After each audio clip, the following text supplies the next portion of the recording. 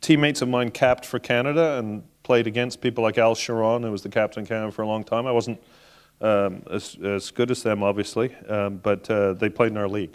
It's a great comment because one of the things that happens in rugby and being the mayor, there's scrums in both. And the experience is somewhat similar, although a press scrum is a bit more like in rugby what you call a ruck. And perhaps they don't call that immediate because the saying "uck" can get you in trouble if you put the wrong letter before it. But and in a ruck, you're often stepped on and punched, and you're fighting for possession of the ball, and it's kind of ugly. And if somebody has been disobeying the rules and the referee's not looking, you might perhaps send a message by really stomping on them very hard. So it was actually really good training because that's just what dealing with the media is like. And the media is the easy part, dealing with council. After the strike, there was a member of council who I really shouldn't say her name because the motion was confidential and I've never leaked anything in my life. I don't believe in breaching those ethical rules. I think it's wrong, particularly when it's for self-advantage. But Councillor Nunziata moved the motion that gave our bargaining team the instructions to settle, and then in the council meeting, when we were voting to accept the settlement, got up and said, "How dare the mayor sell out?" And I got to tell you, nothing like that ever happened to me on the rugby field. It might have been tough, but it was honest and hard.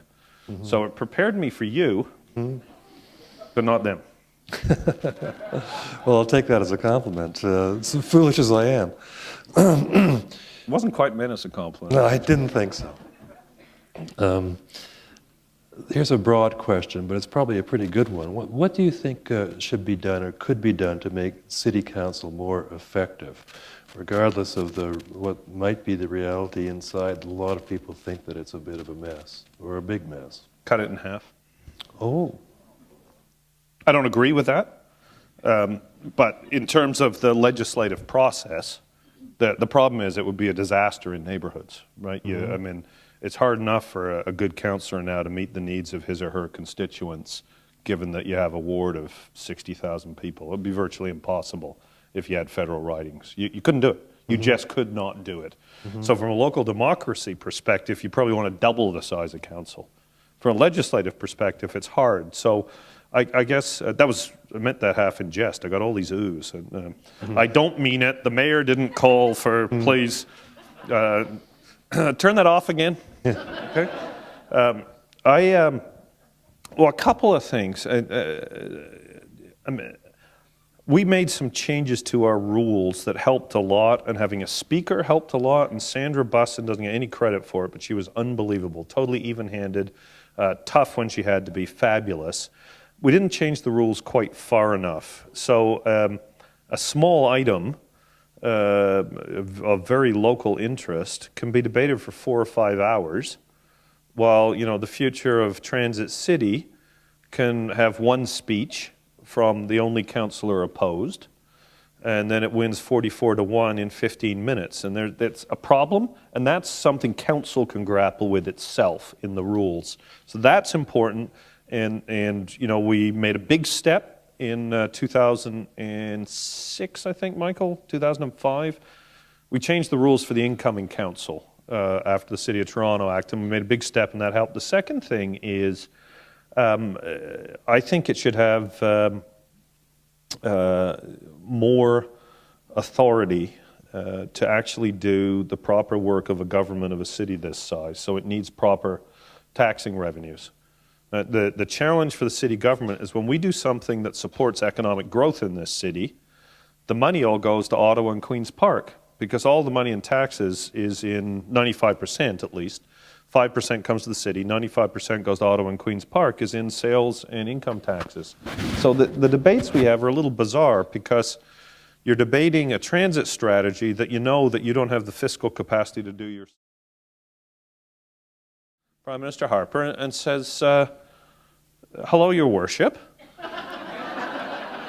Now, first of all, this is a different thing, because when I write him, I get a letter back from his correspondence secretary. So, hello, Your Worship. Oh, hello, Prime Minister. How are you? I'd like to invite 20 of my closest friends from around the world, and their entourage of 1,000 each, to Toronto for the weekend. Do you think you could give us a grant of $1.2 billion? And I might say, well, Stephen, you know, we have fiscal challenges in our government, and we do have $1.2 billion allocated to build the Finch LRT, which is going to provide public transit to the neediest people in this city who are working 3 part-time jobs and need it. We won't be sending the money over this week. Do you think you could host it somewhere else? That's just a recent example that sprung to mind. And thank you. I think that is the fundamental challenge that city government faces, and despite my quip at the beginning about the number of members, it's not about that or anything like that whatsoever. It's about the fact that this government has massive responsibilities for planning the future strategy for this city, for economic growth, social inclusion, and doesn't have the tools. And it no longer makes any sense. We used to hear people saying, make Toronto a province, you know? While I don't want it to be my last act, all of a sudden Mayor Miller on the way out calls for Toronto to be a province. So I'm not saying that to global television. I do think people had hit on something, because they get it. People are smart, you know. They can't always pay attention to the details of what's going on at City Hall because they have busy lives, but people are smart. And they know we generate all this wealth here that goes to Ottawa and Queen's Park, gets redistributed across the country. More of it should be left here. And the real answer is that the City of Toronto needs the proper tools, including revenue, including the legal power to do all of this. The City of Toronto Act was a start, but as it's played out, not nearly enough of one. Unless you solve that problem, you're going to have a government that's grappling with things that it's responsible for but can't do. And that creates, I think, a massive political challenge amongst the people who are responsible for making the decisions, the elected officials. Is it resolvable at all, or is that just the nature of the beast? It's pretty tough. We got a long way, John. Mayor David Bronconnier in Calgary, and it's quite interesting to me, the kinds of criticism occasionally that comes my way, and there obviously isn't very much, which is gratifying. It's been made exactly of him. It's like the same writers are writing the article. Maybe they are. He was fabulous. And Mayor Campbell of Vancouver, Mayor Tremblay from Montreal, and Mayor Kelly from Halifax, we got a lot of progress with the Paul Martin government. With John Godfrey from Toronto was a key ally in this. Made a lot of progress. Made some good progress with the Premier. For a while, but all of it's not of a permanent nature, and I think it's really hard in Canada. You know, since 1867, our institutions are, you know, all the civil servants and everything, the province and the feds. It's federal, provincial, federal, provincial, federal, provincial. It isn't anymore. The cities have a huge role, and it has to ultimately it has to happen, because if it doesn't happen, Canada won't succeed. So I think it has to happen. How and when, you know, the new guy in Calgary is going to help a lot in this. How and when, I don't know, but it has to. Should we move to Calgary then? Is that the final suggestion? I seem to be a walking ad, don't I? I have a confession to make. I used to be a member of the CUPE local in Calgary.